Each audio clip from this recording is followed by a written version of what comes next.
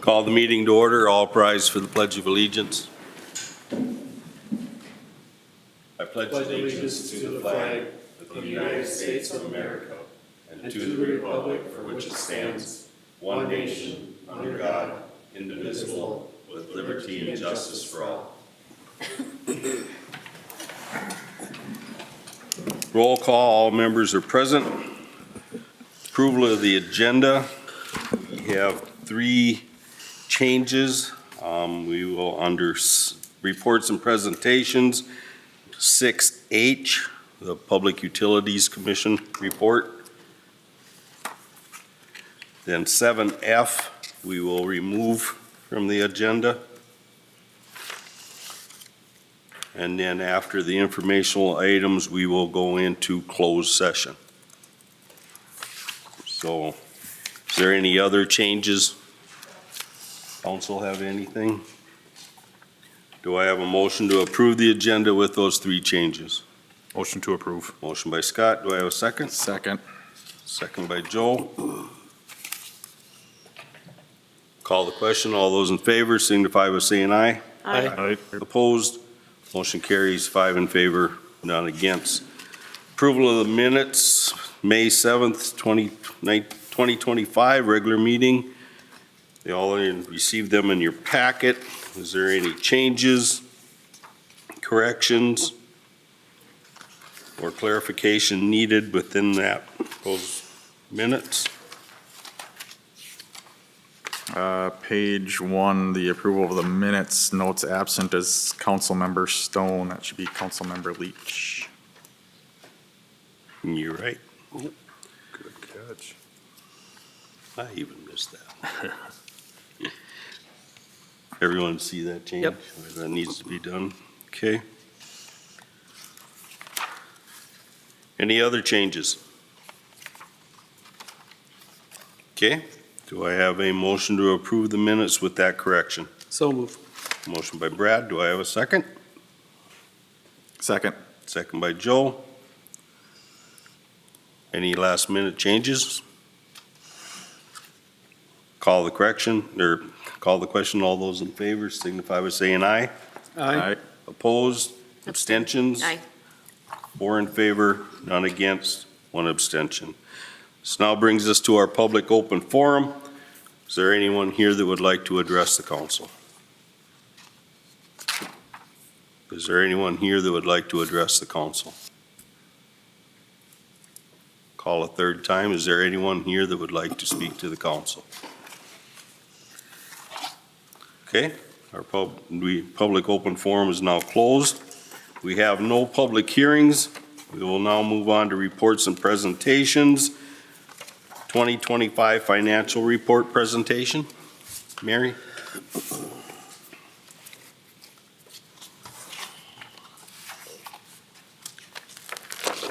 Thank you for having us tonight. I'm back. It's the principal on the audit. I was here probably 10 to 12 years ago. I have Becca with me.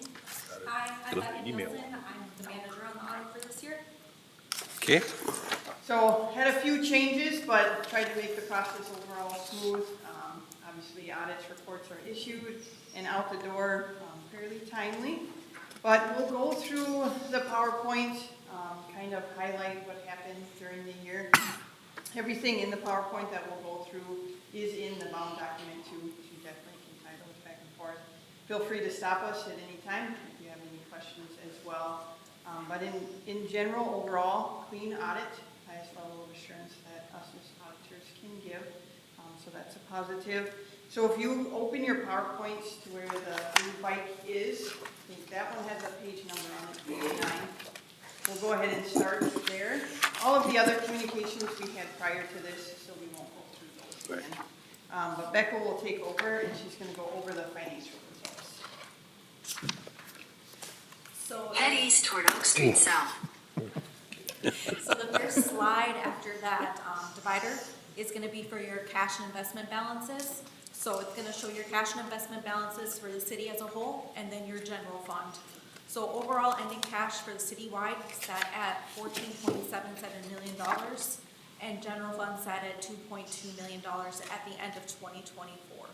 So there was an increase in cash balances by about $1.6 million from the prior year.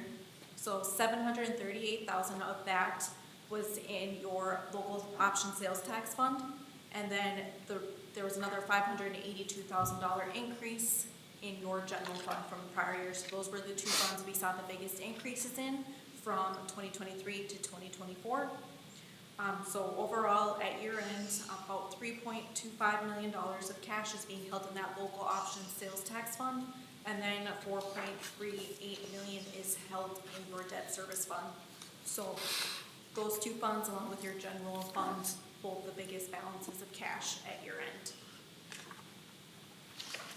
Moving on to the next slide is your fund balances. So this slide is showing your total fund balances citywide over the past 5 years, and then your general fund balances over the past 5 years.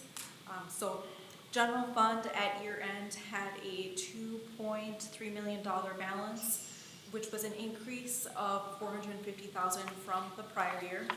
So of that $2.3 million, 2.2 of that is what we consider unassigned at year end or committed by the city council.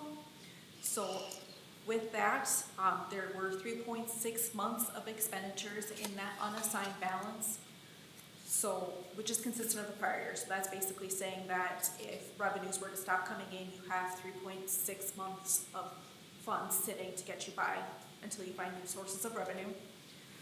So city policy is currently 35 to 65% of general fund operating expenditures sitting in that unassigned fund balance at year end, and you're sitting currently at 52%, so you're within your policy.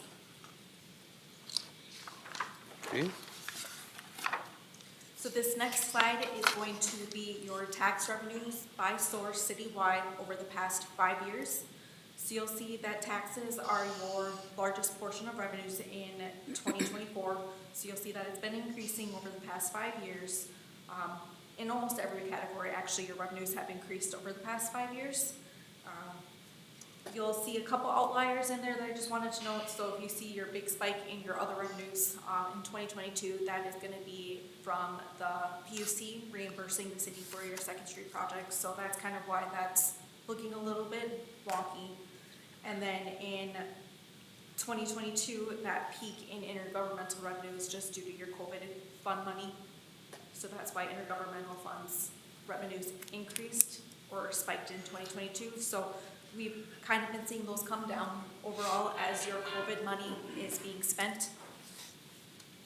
And we expect to see that increase or decrease even more with COVID funds pretty much all being spent as of year end. So then moving on to the next slide. So this is going to be your expenditures by function over the past 5 years as a city. So overall expenditures stayed consistent year over year. And then economic development expenses, we did see increase. You'll kind of see that down at the bottom. This was just with your TIP fund expenditures. They increased this year with additional payments for egg tech drainage in 2024. Otherwise, you can see your debt service expenditures have been increasing each year. This is just due to scheduled debt payments. And then overall, we did just note there were cost of living adjustments this year for employee salaries and benefits. So then that kind of helped fund, or that was some of your increases in all those different functions.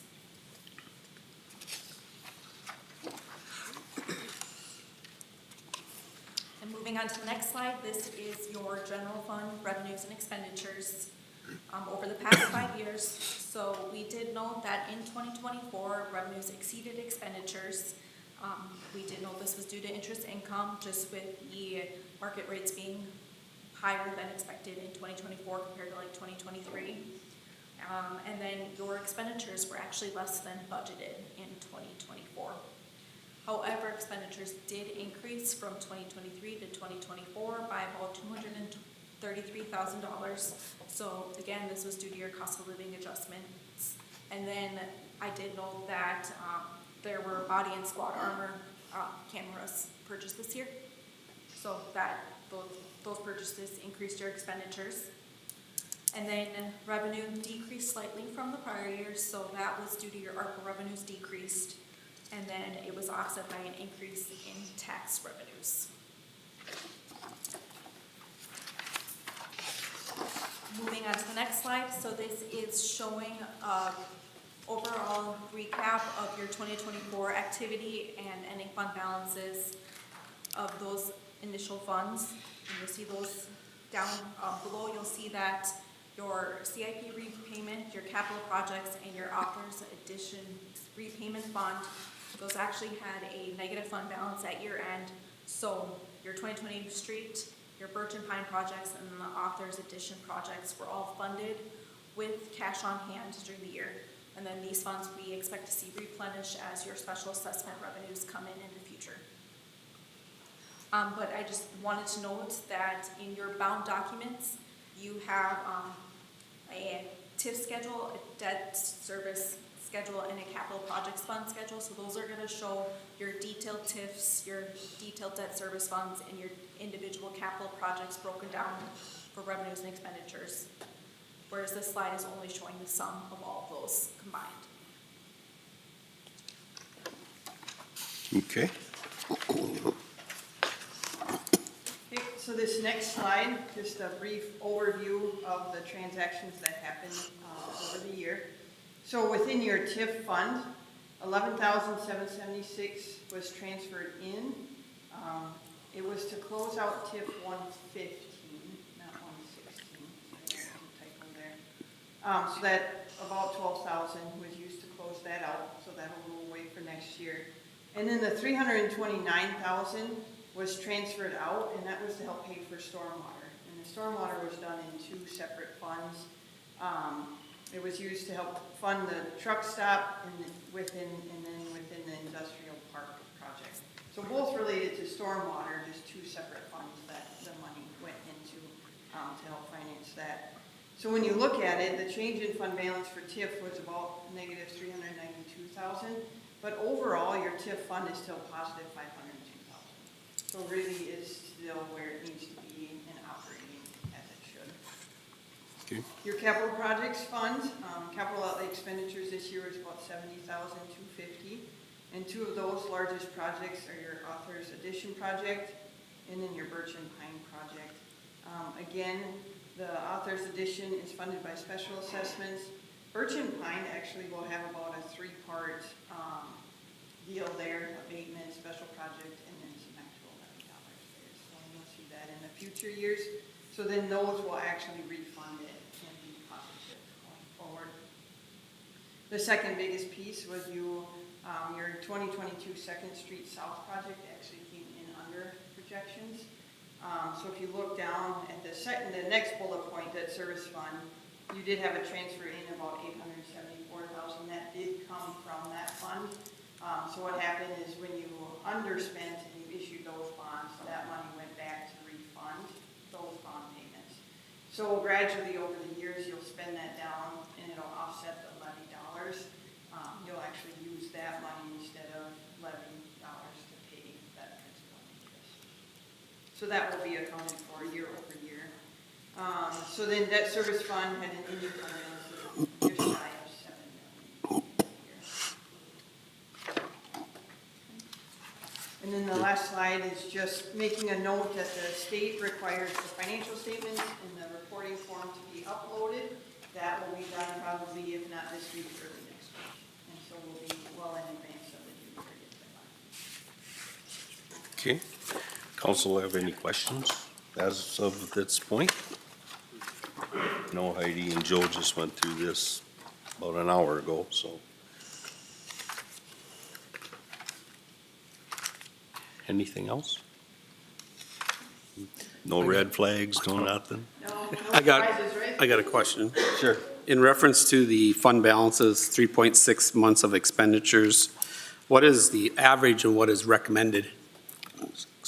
So it's kind of hard because you guys have a policy set, right, and you're where you're supposed to be. But the state auditor actually recommends 6 months. That's what I thought. Yeah, because you don't get your taxes till May, June timeframe, and you really need money to fund through that, because that's your biggest source of revenue. Right. So that's kind of where they want you to be, is at that 6 month holding period. Right now, you're at 3.6, but you're also within your policy. Yep. That's one of the items that I've always kept an eye on, is the 6 month thing. But since I came into this position, it's never been more than 4. Right. So it isn't something that's alarming when it's below that, so. And we had reviewed one of the slides, the general fund. You can see you had 2 years where expenditures were over revenue, but then the next 2 revenue were over expenditures. Right. So as long as you monitor that, you would never want to go more than 3 or 4 years without, positive. Yep. I think you're at where you need to be, but you really just want to keep an eye on that. You definitely don't want to go too much. Gotcha. Thank you. Okay. Any other questions, concerns? Okay, thank you. Police Department monthly report. Joe?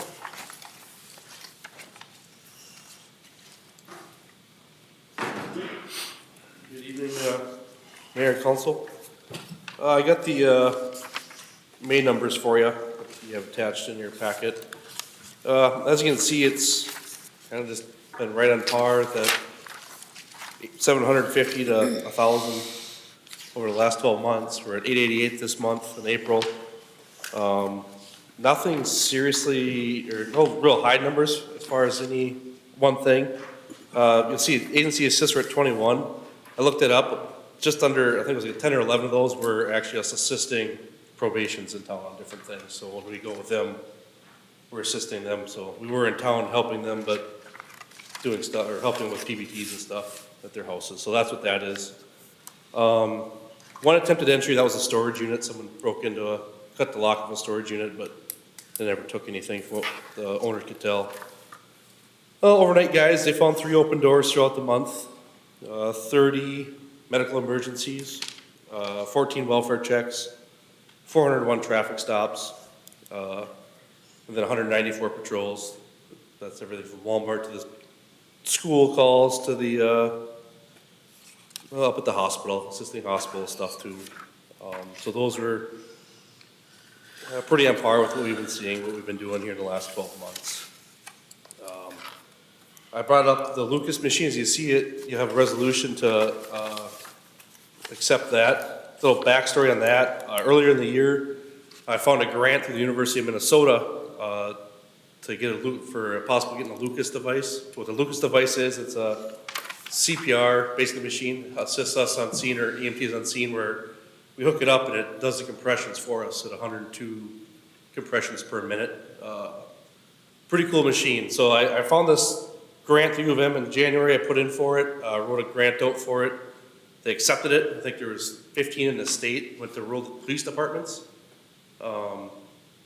It's basically it's a $20,000 machine that they're gonna maintain for us for life. So once a year, someone's gonna come out, check on it for us. Anytime anything breaks or if a battery goes bad, it gets replaced for free. So our ambulance has had them for a couple of years with pretty good success. Cool thing now is we're gonna have them in our squad car 24/7. So with that and our AEDs, don't want you to have a heart attack in Sauk, but it's gonna be a good place to have one if you do, because we're gonna be there within 2 minutes or get hooked up. So, yeah, so that's pretty cool. So we sent 2 guys, Dusty and Preston, went last week up to Alexandria to accept it. They had to do a 4-hour training course. They trained us on it. Yeah, now it's in the car with us, ready to rock. So, Okay, sounds good. questions or? Does that stay in just those 2 primary squads, or is that, So well, the plan is whoever's working day shift, whoever's working midnight shift, they'll always be in a car that's running. So like today, I didn't have a day car, so I just grabbed it, threw it in my squad with me. sure, So at shift change in the morning at 7, the day car will grab it, throw it in the, or the night car will grab it, throw it in the day car, vice versa. And then if one of those guys take off, and whoever's working, we'll make sure we have it. So the nice thing is it's, when we get on scene now with this, one guy can start hooking up the AED, one guy can start working and getting the Lucas going. And it's the same model that the ambulance has. So the batteries are interchangeable. So they don't even, when they get there, we can pretty much load and go now, which is pretty cool. And we're the only ones we're the only ones in Stearns County, Todd County, I think Candy Lake County too, law enforcement agency that has a Lucas. So it's pretty significant. That it's pretty rare that a law enforcement agency gets to have a piece of equipment like this. We're pretty lucky. That's good. Hopefully job. you don't have to use it. I hope not, but No. we're ready if we do. Any other questions or? Any questions, concerns? Okay, thank you, Joe. Public Works Department, Ben? Good evening, Mayor and Council. This past month, patching has started. Last week, we were able to get our first loads out. So far, we've done about 40 tons have been placed. Rains put that on hold, but next week we'll be able to get material again, and we'll be back on that. We did a storm sewer repair on Highway 71. There was a catch basin that broke and was washing out, so that's been fixed. Street sweeper has been, it had some repairs done to it. Elgin did an upgrade kit to our pickup head. We were having some issues with it. That's the new one that we got, so that was covered under warranty, but it's all fixed now and working better than it was when we got it, which is great. So we've been doing all the streets have been covered, and we're starting on the catch basins now to suck those out. Street signs, we're doing some installs and replacing as necessary. The Watch for Children signs on Grove Lake Street, they have arrived and they're gonna be installed in the near future now. Gravel roads, we did grade those all a couple times. We're gonna be back on those tomorrow after all this rain. There's a few that are in pretty tough shape from people driving down them. Some of our street equipment was brought into the shop for some preventive maintenance, so those are ready to go. Campground, we did all the water and bathrooms are opened up and working. Just the normal spring maintenance that goes on down there is completed. Cabin number 1 is now completed at the campground, and cabin 2 is gonna be moved once the school year is over. And then we'll be working on that one to get that one finished and opened up and ready to rent out. The arena dirt work project by TriCap, it's about 80% completed. The clay pad is built. There's some sand that was hauled in up there for the concrete to go in for the batting cage foundations. So they're hoping to start on that very soon here and get those completed by the end of June. So as soon as the batting cages are done, we'll get the black dirt spread out, get it seeded, get everything growing as quick as we can. So that's where that project's at. Inside the arena, we obviously have all those projects that were approved by you guys. The flooring is starting to come out in the locker rooms. All the locker rooms are getting new paint.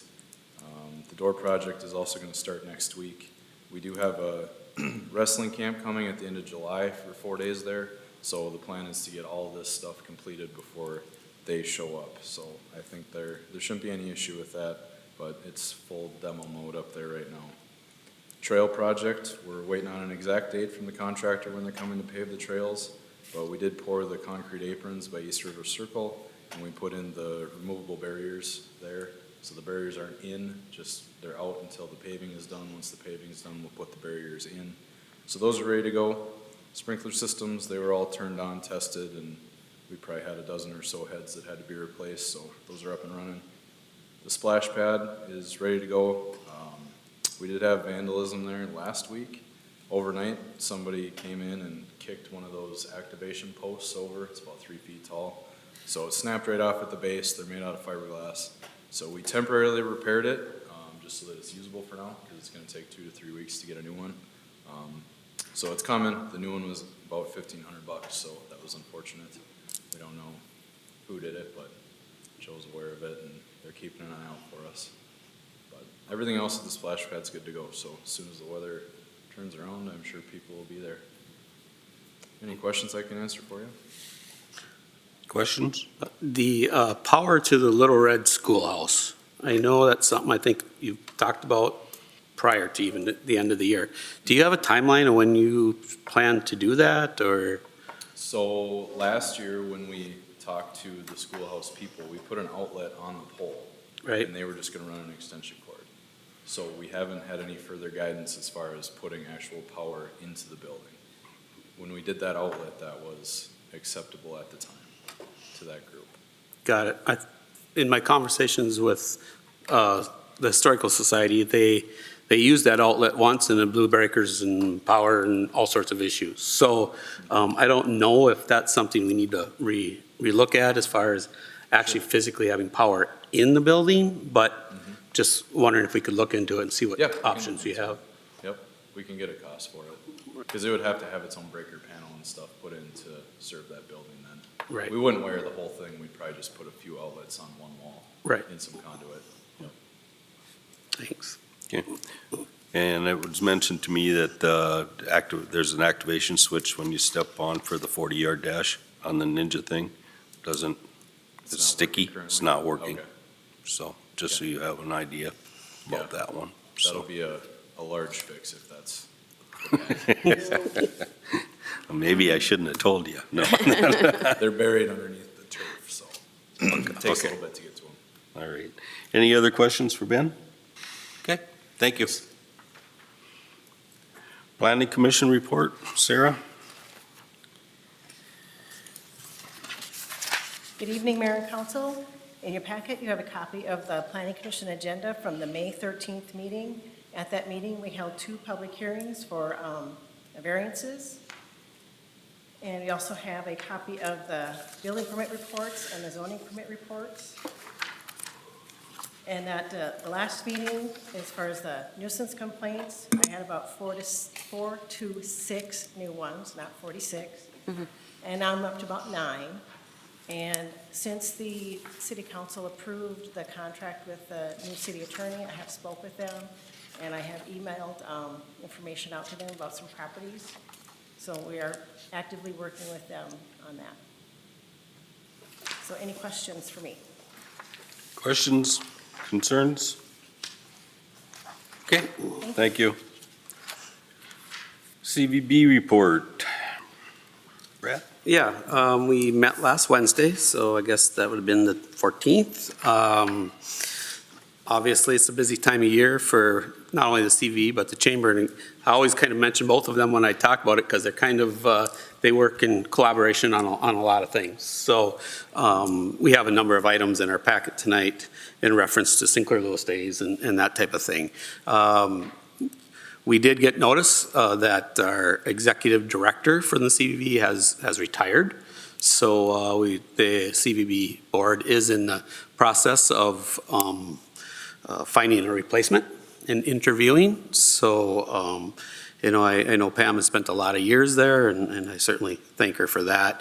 But there's certainly now time to, I think both the CVB, the chamber, they're always looking at the needs, right? What is the best fit?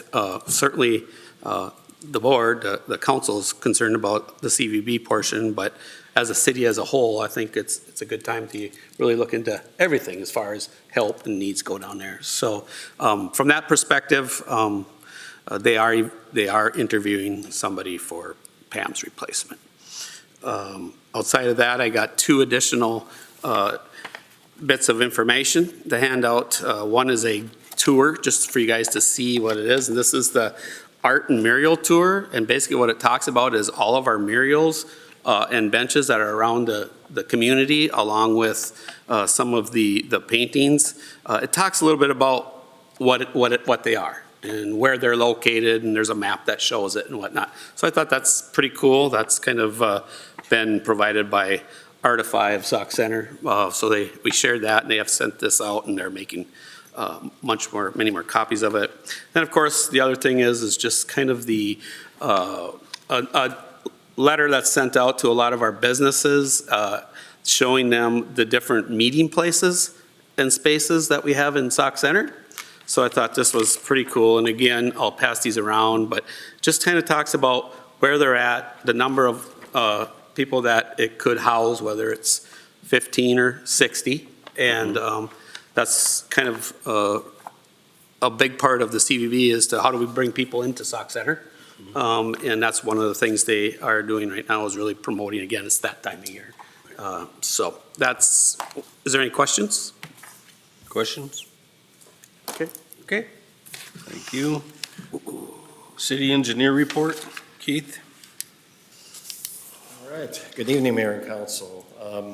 Little reports, I'll start in the south end, actually, South Industrial Park. If you recall, there's some warranty work that needs to be done down there. It hasn't fallen off the radar. I'm still, actually just today, talked to the contractor about it. We don't have a specific date for them to come out and do the work, but it's still on the radar, and it's in process to get repaired down there. So hopefully we can get that done in the next couple of weeks and get that taken care of. But I'll let you know when that gets done. Obviously, the large project, these, nearly 2.5+ inches of rain has been no good for things. But that being said, it's actually holding up pretty well for all the rain we've had. There's some puddles on the top, but it's still in pretty decent shape overall for all that rain. So I feel good about that. And I never like to see heavy, long rains because that can be a nightmare. But it's been pretty decent shape out there. Still doing some work. They should be back to work tomorrow. I would think by midday tomorrow, everything will be dried up. It's all sand out there, so it should be dried up and in pretty good shape by midday tomorrow. So in terms of schedule, what is the current project phasing as opposed to the phasing we talked about prior in the plan. So phase 1 is kind of from 5th to about 8th, basically in the middle of the project. That we should be done with utilities by the end of the month or very, very soon thereafter. In fact, the street work is intended to get started there the first week of June. So we'll get started on the street through there.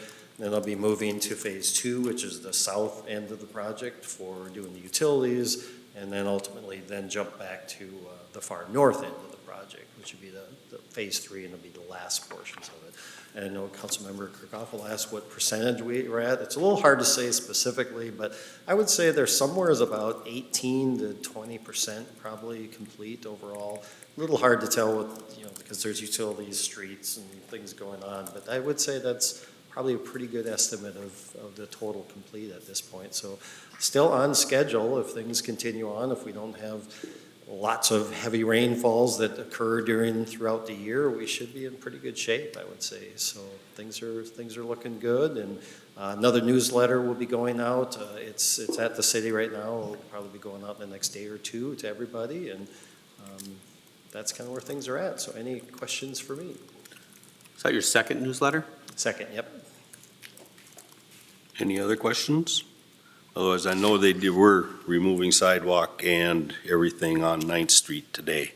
Even Okay. in the rain, they were working. Yep, starting to pull some of that stuff. So we're And they getting ready for reclaimed the- all of phase 2 already, or took all the tar off, so Yep. for not being into June yet, to be moving into phase 2, I think is a pretty good Yeah. step. They're moving really well. In fact, with some rain, there's actually 2 utility crews here because they couldn't work on the project that they were on because it was more clays material. So they came here to work. So they got a little extra work from another crew. So that's, things are going really quite well at this point in time. So, fingers crossed, things will keep going smoothly. We haven't really found too many things out of order that, we're not expecting. It's old stuff, old services. There's weird stuff that show up, but nothing that's been real out of whack at this point in time. We do have at the church, in 6, right? There is heated elements in the sidewalk there, so we'll be working with them to, try to keep that sidewalk in until such time as, we'll cut out the curb, we'll sort of saw cut it, take the street portions out, leave the sidewalk there, and able to put the curb back in, do the grading, get the curb back in, then pull that stuff out. Try to do that like on a Monday so we can pull it out, get the sidewalk back in, and hopefully they'll, be able to use it, should be by the weekend if everything comes together. So that's what we're trying to coordinate for that.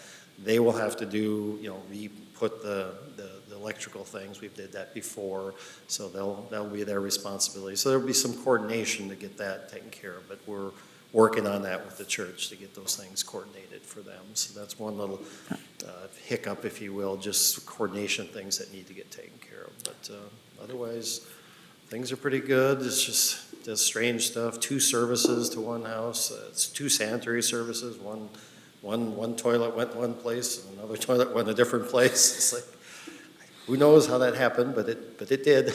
So funny things like that.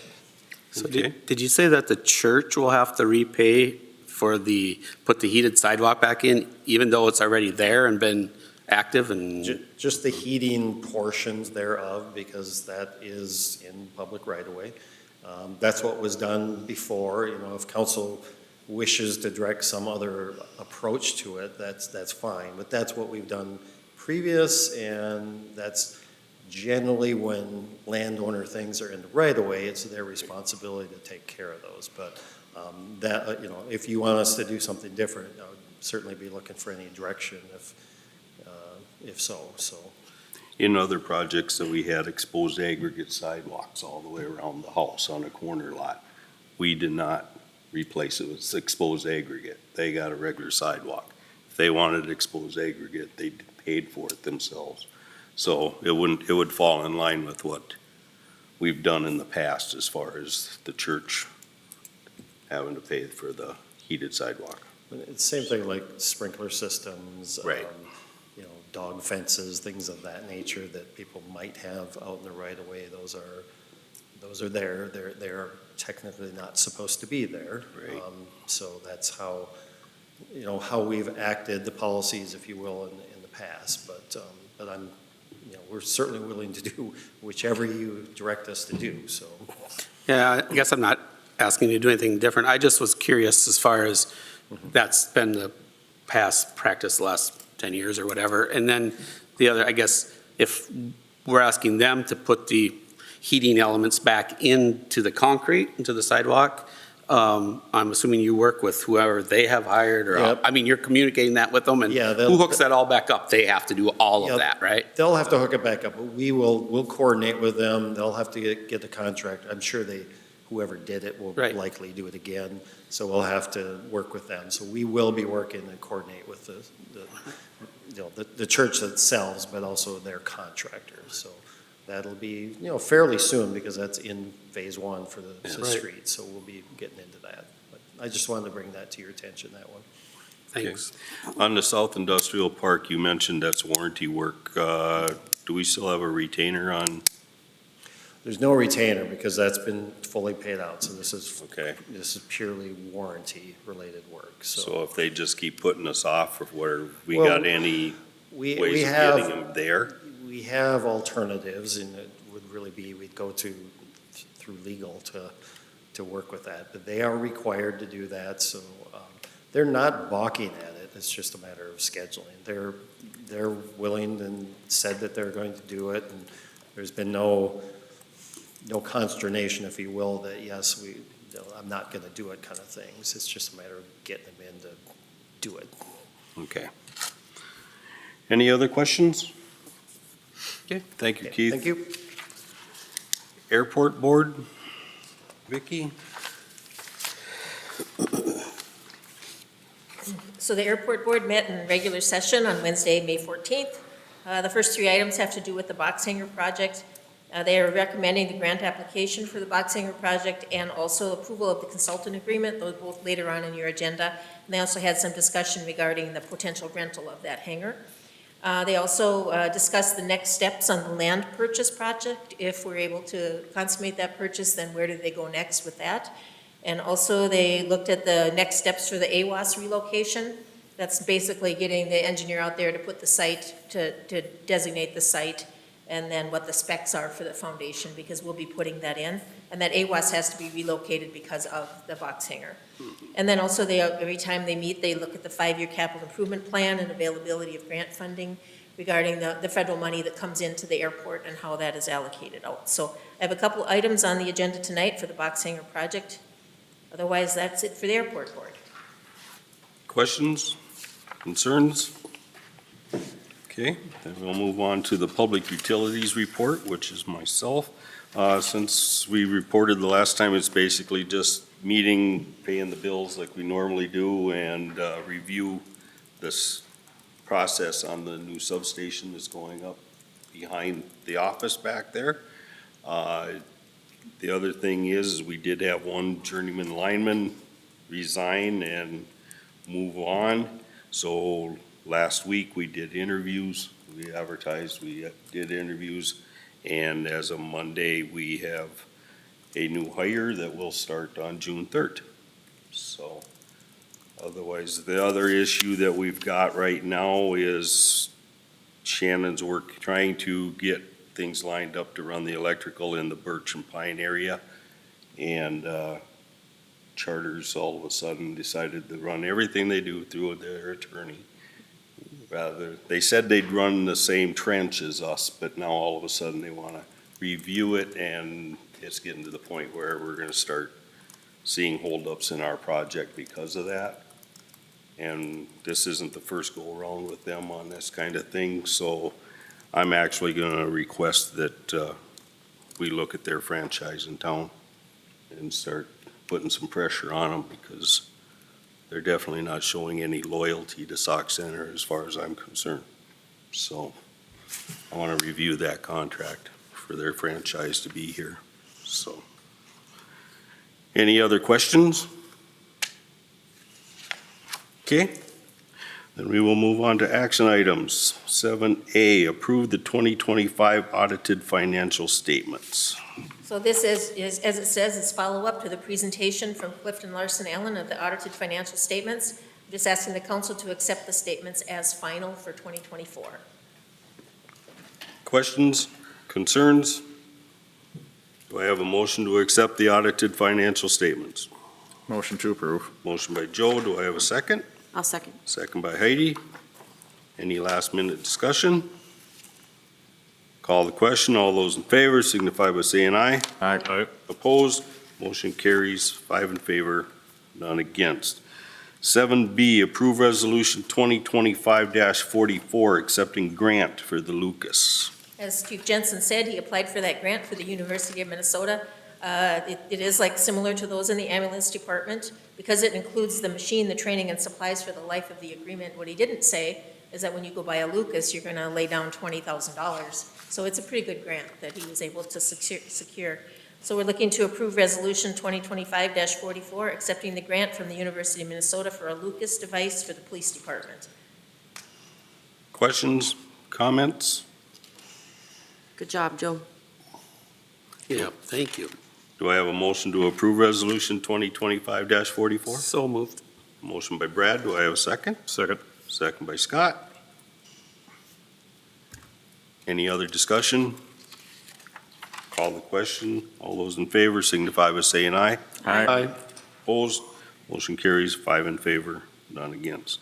I was hoping they weren't gonna vote the other way and make you take it back. But that's 7C, approve issuance of residential rental license. So our rental code, the city's rental code requires that once a rental unit or building has been posted as uninhabitable and is vacated, the reissuance of the rental license can only be completed after approval by the city council. So we had a rental license at 222 Elm Street North. We posted it for safety reasons. Those issues included egress, infestation, and venting of the water heater. Those issues have been completed and the property has passed an updated rental inspection. The rental inspector recommends the license be issued. So if the same landlord has repeated units that are posted as uninhabitable, the council has the authority to impose a 3-year moratorium on an issuance of the license to that landlord. That is not the case here. That's just the authority that you have to do it. So what we're looking for tonight is to approve the issuance of a rental license to 222 Elm Street South. Questions, What is- comments? I just have a question. What is the verbiage around repeated units? So is it like 1 strike, 2 strike, 3 strike, you're out, or? Once you have 3, then the council has the authority to give a moratorium or not, or to reissue or not to the license. But it is consecutive. You have 3 licenses. You could have 3 different buildings, 3 different units. It's this one landlord. If you're becoming a slumlord, I guess is maybe what you want to call it, then the council has some authority to stop that. Okay. And is this the first one? This is the first Second one that's one? come before the council. Okay. We have a couple other ones that did not end up being vacated. We were able to work it out right away. Okay. And then we have a couple of them that one got sold and another one they're working on right now. So you'll have another one of these before you in the coming months. Okay. Any other questions or concerns? Do I have a motion to approve the issuance of the rental license to 222 Elm Street South? So moved. Motion by Heidi. Do I have a second? Second. Second by Joe. Last minute discussion. Call the question. All those in favor signify by saying aye. Aye. Opposed? Motion carries 5 in favor, none against. 7D, approve resolution 2025-45, granting variance to Gamrod. So the Planning Commission, acting as the Board of Adjustment, conducted a public hearing at its meeting on May 13th to consider the application of Lyle and Carol Gamrot for a variance from the maximum square feet allowed for an accessory building and garages. The property is located at 634 Pangburn Lane, described as lots 1, 2, and 3 of Pangburn Estates. The request is to allow a 1,536 square foot detached garage where 1,200 feet is allowed, and a total of 2,064 square feet of, when combined with the existing garage, where 1,800 square feet is allowed. The Planning Commission, after consideration of the request, recommend that the variance be approved. I have that in front of you as Resolution 2024-45, granting the variance to Lyle and Carol Gamrot. Within that application is the findings, and then also that there's a couple conditions. One, the paving of the access drive, which is called Pangburn Drive, to occur within 1 year of completion of the building, and also that the downspouts and gutters shall be directed to the rear yard and shall not be allowed to drain onto neighboring properties. So that's Resolution 2025-45. Questions? Concerns? Do I have a motion to approve Resolution 2024-45? Motion to approve. Motion by Scott. Do I have a second? I'll second. Second by Brad. Last minute discussions? Call the question. All those in favor signify by saying aye. Aye. Opposed? Motion carries 5 in favor, none against. 7E, approve Resolution 2025-46, granting variance to Reynolds. So at that same meeting of the Planning Commission, they conducted a public hearing to consider the application of Charles and Deborah Reynolds for variances from the side street corner setback requirement to allow for the addition of a deck and accessibility ramp. The property is located at 13 6th Street South on Lot 1, Block 2 of Brown's Addition, Plat 2. The request is to allow a setback of 12 feet for a deck and 9 feet for an accessibility ramp, where the setback requirement is 25 feet. The Planning Commission, after consideration of the request, recommend that the variance be approved. And that is Resolution 2024-46, granting the variance to Charles M. and Deborah A. Reynolds. Questions? Concerns? Do I have a motion to approve Resolution 2024-46? Motion to approve. Motion by Heidi. Do I have a second? I'll second. Second by Joe. Last minute discussion? Call the question. All those in favor signify by saying aye. Aye. Opposed? Motion carries 5 in favor, none against. Jump to 7G, approve consultant agreement, Bolton Mank Box Hanger Project. So Bolton Mank, who is our airport consultant, has submitted an agreement for consultant services for the box hanger project. The agreement includes $75,000 for design. That starts with project scoping. It goes through the bid and the grant application. And then they have construction administration of the same amount that goes all the way from pre-construction through grant closeout. So the total for the agreement is $150,000. As part of the hangar project, those funds are also grant reimbursable from the FAA and MnDOT Aeronautics at 97.5%. So we're looking to approve the execution of the consulting agreements with Bolton and Mank for the airport box hangar project. Questions? Concerns? Do I have a motion to approve the execution of the consulting agreements? I'll motion to approve. Motion by Heidi. Do I have a second? A second. Second by Brad. Last minute questions, discussion? Call the question. All those in favor signify by saying aye. Aye. Opposed? Motion carries 5 in favor, none against. 7H, approve grant applications, box hanger.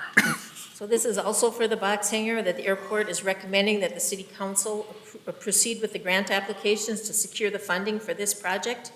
It's a kind of a two-part grant project. The first grant is for AIP funds. These are called Airport Improvement Project Funds. The city gets allocated $150,000 per year for this purpose. We have actually accumulated $900,000 in that account. The amount of the AIP grant request is actually $368,747. That leaves quite a significant amount still in of our AIP funds. The second grant is Airport Improvement Grant Funds, which actually came from, they called it the infrastructure, the federal infrastructure money that was doled out a few years ago, I guess. The city was allotted AIG funds of $585,000. So that those funds are what we want to use for this project as well, because those will expire. So in addition to these two grant requests, we will have a grant request from MnDOT Aeronautics for approximately $25,000, and that'll probably be a couple months from now. So as you can see, those funds will all go towards the box hangar, which you had approved earlier, plus it'll go toward the consultant agreement that we just approved. So we're looking to authorize the execution of the Airport Improvement Program and Airport Improvement Grant Agreements for the box hangar project. Questions, concerns? Do I have a motion to authorize the execution of the agreements? Motion to approve. Motion by Scott. Do I have a second? Second. Second by Joe. Last minute discussion. Call the question. All those in favor signify by saying aye. Aye. Opposed? Motion carries 5 in favor, none against. 7I, approve chamber requests, the use of park. So this is the chamber request for Sinclair Lewis Days. They have several different items or city properties that they're requesting to use. Item number 1, a DJ on the trailer by the shelter for the kids band and the band shell for adults with a beer garden provided by the American Legion, and then a pontoon and boat parade. So all of that will be closed Park Road and the use of Sinclair Lewis Park on Friday, July 18th from 5 p.m. to dusk. Then they'll have food vendors that want to be the use of the Sinclair Lewis parking lot during those same hours. Fireworks, closed Park Road and the boat landing for fireworks permit. That's Friday, July 18th. They want 5 p.m. to dusk. Of course, the fireworks will be at dusk. Crazy Days, the use of the downtown sidewalks on Friday, July 1st and Saturday, no, that's not the 1st. It's the 18th and the 19th. Their Craft Fair and Family Fun Festival, closed Park Road and the use of the Sinclair Lewis Park in the parking lot on Saturday from 7:30 to 4. So we'll have Park Road closed quite a bit during those time periods. And then they're going to have a chip time 5K and 1 mile run. They start by the swing set playground equipment in the park, and they go down the trail and up Hickman and Lakeview Drive. So there's a route in there, that's several routes that they use. That's early Saturday morning from 7 a.m. to 10. And then approval of the parade route that starts in the industrial park and goes down Sinclair Lewis Avenue, Elm, 6th, and Getty, and 10th. So kind of that same route that we've been using over the years, and that is Saturday, July 19th at 7 p.m. So there are all kinds of different activities that are going to be happening. There'll be some road closures, uses of the park, and the parade route, and pretty consistent with prior years. So we're looking to approve the uses as requested, including the road closures and the parade route. Questions, concerns? Basically the same list as last year, just different dates. Do I have a motion to approve the uses as requested? Motion to approve. Motion by Joe. Do we have a second? I'll second. Second by Brad. Last minute discussion. Call the question. All those in favor signify by saying aye. Aye. Opposed? Abstentions? Aye. Motion carries 4 in favor, none against, 1 abstention. 7J, approve resolution 2025-47, accepting bid for flooring project. So as a result of our prior action, we got quotes out from the state-approved bidders for the new flooring for the police department and administration. I actually had 4 people come. 1 did not return their bid. So I have 3 bidders. They're all approved by the state bid, and all the bidders had the same specifications with the number of millimeters on the laminate of the top, what's the top on the laminate called anyway, and then also the mills of the carpet. So we're having very similar products here. The low bid was Hiller Commercial Flooring at $49,735. They were actually our low bidder when we did out here in front of the council chambers actually several years ago. So the budget for the project was $55,000, and then we had, of course, that $49,735 is low bid. The high bid was $60,940. So we kind of had a range. So we're looking to approve resolution 2025-47, accepting the bid for the City Hall flooring project. Questions, concerns? Where's Hiller out of? Do we know? They're all out of the cities. Out of the cities? Do I have a motion to approve resolution 2025-47? Motion to approve. Motion by Scott. Do I have a second? I'll second. Second by Heidi. Call the question. All those in favor signify by saying aye. Aye. Opposed? Motion carries 5 in favor, none against.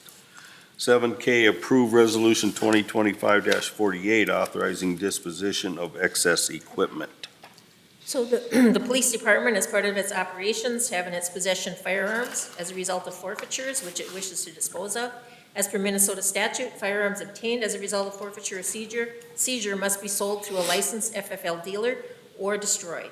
The PD's policy as it relates to the sale of firearms has been to trade through a licensed dealer for ammunition, most of which is used for training purposes. So 10 firearms were appraised by the general store in Osakis at $1,784.78. The department requests to authorize the trade be approved. So that's Resolution 2025-48, authorizing the disposition of the excess equipment. Questions or concerns? How, is that a significant amount of ammunition, I'm assuming, that you get for that value, Joe? I mean, Yeah, that'll definitely help us. Yeah, it's pretty good, about 6,000 rounds. okay, But we just did, this time we just did our handgun ammo to get low, so we just did $1,700 worth of 9mm training ammo. Yeah, it's good, it'll get us through a year or two. thank you. Any other questions? Otherwise, do I have a motion to approve Resolution 2025-48? I'll make that motion. Motion by Brad, do I have a second? Second. Second by Joe. Last minute discussion. Call the question, all those in favor signify by saying aye. Aye. Opposed, motion carries 5 in favor, none against. We have no unfinished business, we have no new business.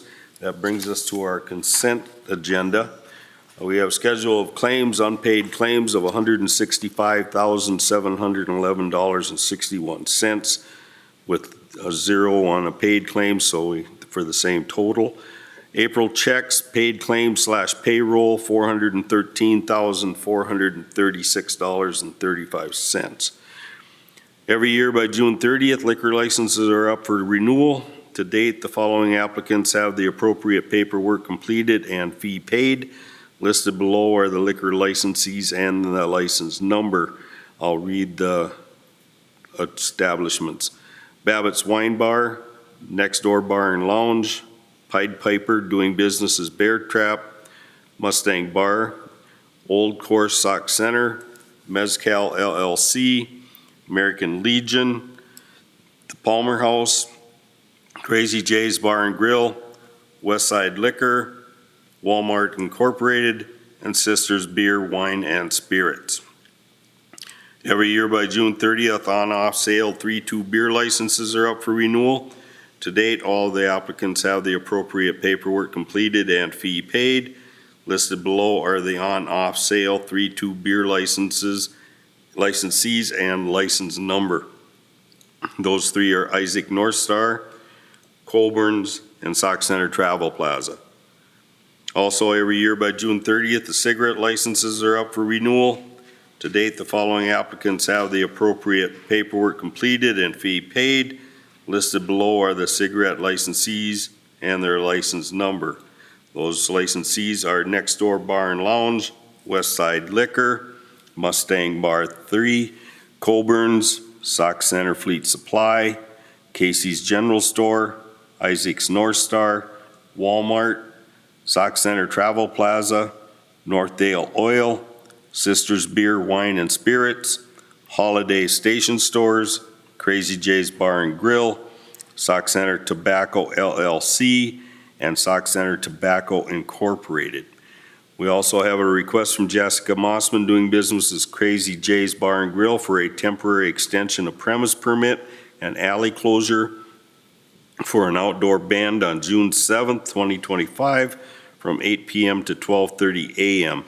The alley closure request is for the area behind Crazy J's and Sauk Center Herald. Also a request from James Macy representing the Sauk Center Lions for a road closure for a soapbox derby on Sunday, July 20th, 2025 from 11 a.m. until 4 p.m. 3rd Street North from Ash Street to Birch Street. Also gambling application for an exempt permit request from the Sauk Center Area Chamber of Commerce for a raffle for July 13th, 2025 at the American Legion Post 67. Is there any questions or concerns within the consent agenda? Hearing nothing, do I have a motion to approve the consent calendar as presented? Motion to approve. Motion by Heidi, do I have a second? Second. Second by Joe. Last minute discussion. Call the question. All those in favor signify by saying aye. Aye. Opposed? Abstentions? Aye. Motion carries 4 in favor, none against, 1 abstention. We have no informational items. We will now be entering into the closed session that we added. This meeting will be closed to the public as permitted by the attorney-client privilege under Minnesota Statute Section 13D.05, Subdivision 3B, to discuss the pending litigation lawsuit on the potential law acquisition of the Heron parcel. So we will recess this meeting. Okay, everything's back on now. We are out of closed session. We are now going back into our regular council meeting. We just had discussion, lawyer-client privileges, whatever you call it, on the Heron property. Do I have a motion to approve the settlement of $825,000 and plus $10,000 from the League of Minnesota Cities? Do I have a motion? I'll make a motion to enter into the settlement agreement with the Herons for $835,000 total, $10,000 of which includes the League of Minnesota Cities contribution of $10,000 and a city contribution of $825,000.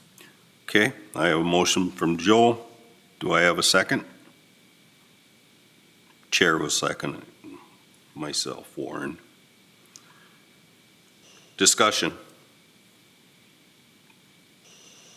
Hearing none, do call the question. All those in favor signify by saying aye. Aye. Opposed? Aye.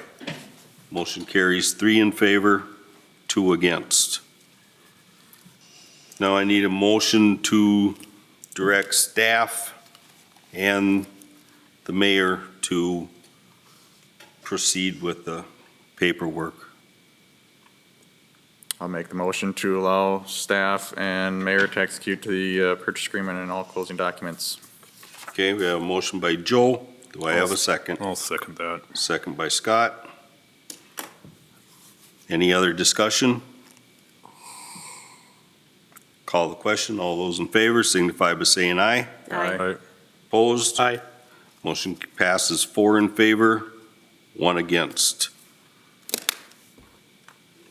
Anything else, Jason? No, that's it. I appreciate your work on this. I know it's not an easy thing to do, and we'll work to get this wrapped up as quickly as possible. Okay, thank you. Thank you. Good night. Good night. Okay, that brings us to the end of our agenda, unless somebody wants to discuss something, but it's not on the agenda, so. Do I have a motion to adjourn? Motion to adjourn. Motion by Heidi, do I have a second? I'll second. Second by Brad. Call the question, all those in favor signify by saying aye. Aye. Opposed? Motion carries 5 in favor, none against, meeting adjourned.